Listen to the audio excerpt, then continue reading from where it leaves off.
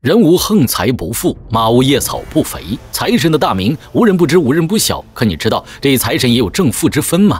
正财神自然就是大名鼎鼎的赵公明了，而偏财神也叫做横财神，则是赵公明的好兄弟左道。两人属于从洪荒时代就一直干架的冤家。在王母的寿宴之上，他们合力送上一枚金桃，博得对方欢心，换来了这令人艳羡的神位。而这成神之路全靠一样东西——麻将。正是左道发明了麻将，一干人马才纷纷被封神。但这东西要是没点自制力，可大事不妙。横财神人如其名，最擅长的就是制造横财，而凡人也最喜欢这种横财，毕竟老老实实打工多累呀。麻将桌上一坐，说不定下一个百万富翁就是你。这种风气一旦蔓延，那造成的后果就是人人不是生产，家家妻离子散，处处乌烟瘴气。就连神医葛洪都对此手足无措。他能治疗一切疑难杂症，可这种怪病却连一点办法都没有。治疗的唯一办法就是摸金子，任你胸闷气短、头昏脑胀，只要一摸金子，瞬间满血复活。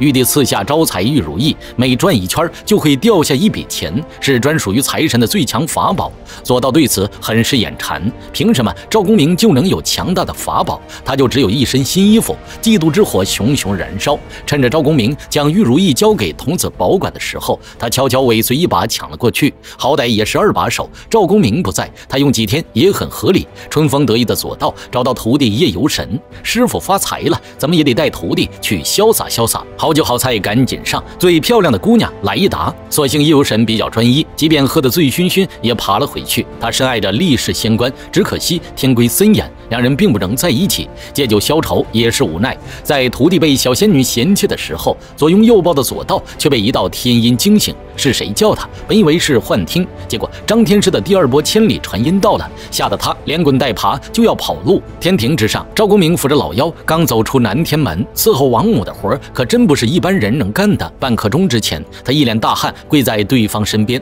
不停地忍受王母的轰炸。当神仙也不是那么容易的，王母跟玉帝一手遮天，他这种小神仙很难混呢。所幸一切都结束了，现在看到好兄弟一脸幸灾乐祸。只不过左道是张天师叫来的，他在人间享乐，无意间透露出了正负财神的消息，这是严重的违规行为。张天师早就看他不顺眼了，惩罚左道，把南天门的瓷砖跟白云全部擦干净。赵公明回到了老巢，历世仙官一直在这里安静的喝茶。财神的手下没一个好使的，那位进宝天尊也是不务正业，成天跟凡女花姑纠缠在一起。俗话说仙凡有别，他们是没有好结果的。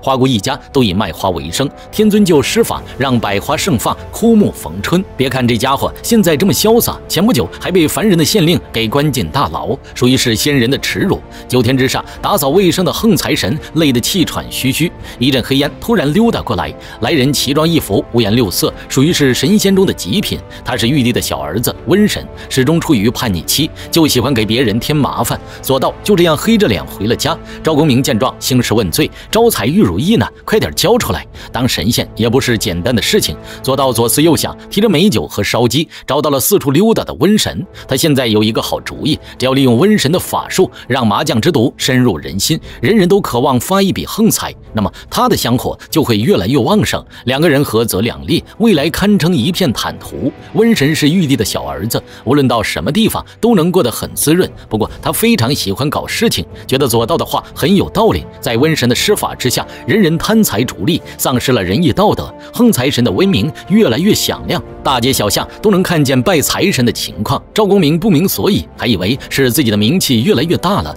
在瘟神和横财神的影响之下，各种大小赌房如雨后春笋拔地而起，有些人宁愿把衣服都抵押了，也要赌上最后一把。花姑的老爹原本过着朴素的生活，种种花种种草，日子清贫但也自在。可自从被邻居鼓动去拜了横财神，那简直就是一发不可收拾。小小的渔村也开启露天赌房，没人愿意出海捕鱼了。但这种东西哪里有常胜将军？花姑老爹很快就欠了一屁股债跑路，最后被打手连同女儿一起堵住。看在一切长大的面子上，钱大大手一挥，直接迈进怡红院吧。有钱则忘义，众人皆逐利。花姑被拉拉扯扯，这可就惹怒了进宝天尊。他的女人你们也敢动，真是不知死活。现在有了法力傍身，区区几个凡人就是自寻死路。却不曾想这一幕被左道师徒看见，这不就有把柄了吗？仙凡相恋乃是大忌，索道去找赵公明打小报告。在他有心安排之下，财神刚好撞见进宝天尊抱女孩进屋的一幕，那还了得！赵公明直接施法将对方吸了出来。今天要不是他及时赶到，肯定会铸成大错。进宝天尊一脸懵，无论他怎么解释，财神就是坚定地认为两人有奸情。即便花姑亲自过来解释，以女孩的声誉做担保，可糊涂虫上身的财神就是不相信，生拉硬拽带走了天尊，设法在两人的腰间绑上一对玉佩，只要轻轻一拍就知道彼此的动向，仿佛有千丝万缕将两人缠绕在一起。往后的妇人也都喜欢这么干，这就是腰缠万贯的由来。但天尊一走，花姑可就惨了，没有人庇护的情况之下，恶徒贼心不死，继续上门绑架。天尊万分焦急，这时候历史仙官想到了好主意，让运财童子去拯救花姑，好歹也是有法力的存在，再偷偷借走财神的玉如意，对付一群凡人还不是手到擒来。但小屁孩实在是太过稚嫩，不知道人性的险恶，钱大三言两语就把他给哄骗。一帮人合起伙将运财童子的玉如意给骗走，可在他们的手上，这东西就是一个摆设，根本不能和小屁孩一样凭空变金子。两人思索，这一定是有咒语，于是叫醒童子逼问，结果被狠狠地戏耍了一番。花姑趁机进来解开绳索，童子神力释放，使出瞬间加速绕了一圈，将玉如意给召回。在一群贪心之人的目瞪口呆之中，金光一闪，消失不见。天尊此时也来到了这里，他对于花姑可是上心的紧，但花姑却不肯走，这让天尊伤心不已。突然历史仙官想到了好主意，小屁孩不顶用，他们还有一个得力助手夜游神呢。此人与小仙女情投意合，只是碍于天规，不能明目张胆的在一起。历史仙官一发话，夜游神二话不说就是摸黑出动，只有在夜晚他才拥有神力。花姑被对方背着飞出来，可他却死活不肯见天尊，因为天尊和横财神发明的麻将，花姑老爹嗜赌成性，上一次好心的财神已经帮过一次忙了，但老头子却依旧死性不改，连亲生女儿都被拿去抵押。就这种情况，让他怎么有脸见到天尊？最后夜游神只能带着发差回去。进宝天尊伤心欲绝，有心去寻找，可老糊涂的财神却一直虎视眈眈，有法术玉佩的感应，天尊根本无法离开。于是小仙女跟小屁孩就开始联合起来思考，他们趁着财神熟睡，在他腰间洒上水，迫使财神摘下玉佩，也顺势得到了口诀。天尊顺利解除了财神束缚，可以大大方方去找花姑相会了。却不巧在半路遇见得意洋洋的横财神，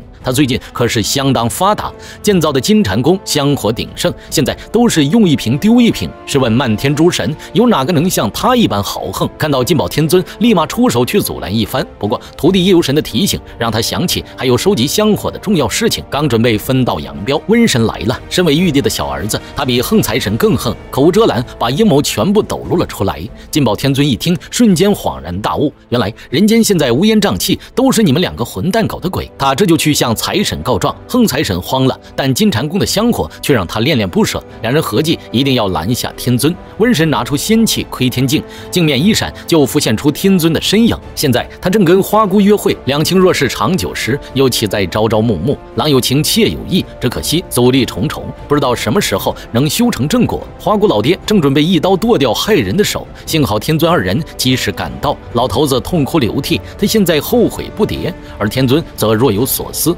那金蟾宫的水一定有古怪，还真被他说对了。这是瘟神施法制造了财迷心窍水，喝了就会财迷心窍。两人通过窥天镜看完天尊的日常，没有一点愉悦，这还让他们怎么拿捏把柄？幽神倒是想为对方说几句话，但奈何横财神一点情面都不讲，他也只能气呼呼的跑路，剩下狼狈为奸的两人。